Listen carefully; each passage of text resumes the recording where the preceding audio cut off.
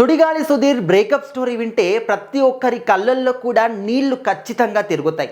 అయినా ఎంత కష్టపడి ఈ స్థాయికి వచ్చాడనేది తెరిచిన పుస్తకంలాగా ప్రతి ఒక్కరికి కూడా ఆయన లైఫ్ గురించి తెలుసు. చాలా సందర్భాల్లో ఆయన స్వయంగా చెప్పాడు కూడా.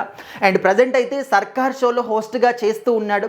ఆ షోలో పలు సందర్భాల్లో జడ్జెస్ విషయంలో కానీ, లేకపోతే కంటెస్టెంట్స్ విషయంలో కానీ, గెస్ట్ల విషయంలో కానీ తన పర్సనల్ లైఫ్ గురించి కొన్ని విషయాలు షేర్ చేసుకుంటూ వచ్చారు.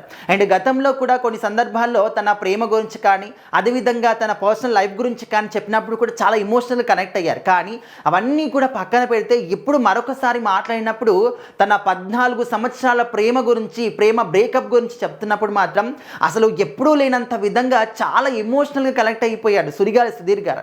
సో మరి ఆయన లైఫ్లో అంటే ఓన్లీ సుడిగాలి సుధీర్ అని కాదు, ప్రతి ఒక్క లైఫ్లో కూడా ఫస్ట్ ప్రేమ అనేది అందరికీ కూడా ఒక బెస్ట్ మెమరీ లాగా గుర్తుండిపోతుంది. అది కూడా స్కూల్ లైఫ్ ప్రేమ అంటే ఇంకా ఎవరికి కూడా ఇష్టం ఉండదు. ప్రతి ఒక్కరు కూడా మేము లైఫ్ లాంగ్ కలిసి ఉండాలి అని చెప్పేసి, హ్యాపీగా లైఫ్ని లీడ్ చేయాలి అని చెప్పేసి ఎన్నో కళ్ళు కూడా కంటూ ఉంటారు.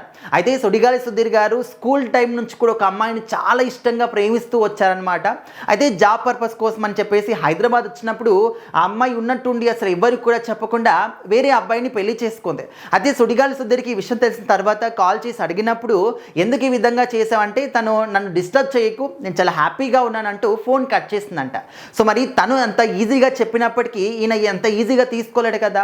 14 సంవత్సరాలు అంత ఇష్టంగా, ఎంతో గాఢంగా ప్రేమించి వాళ్ళిద్దరు లైఫ్ కోసమే, జాబ్ కోసం అంటూ హైదరాబాద్కి వచ్చిన తర్వాత ఆ విధంగా తను డిస్టర్బ్ చేయకు అంటూ ఫోన్ కట్ చేస్తే తన పరిస్థితి ఏంటి?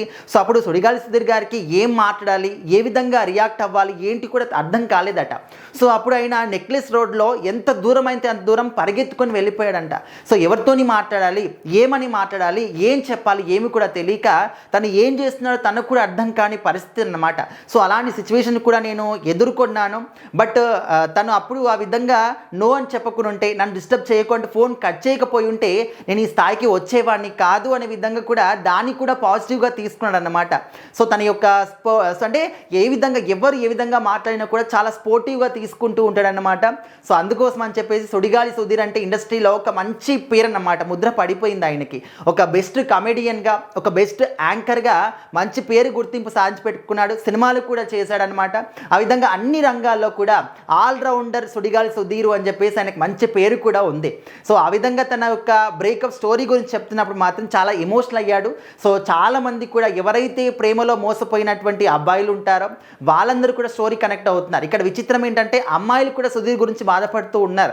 నేను వదిలేసుకున్నందుకు తనదే బ్యాడ్ లక్, వదిలేసేయండి, తన గురించి మీరెందుకు బాధపడుతున్నారు అని చెప్పేసి. కానీ ఎంత కాదనుకున్నా కూడా 14 సంవత్సరాలు ప్రేమించారు కాబట్టి ఖచ్చితంగా ఒక ఎమోషనల్ ఫీలింగ్ అనేది ఉంటుంది.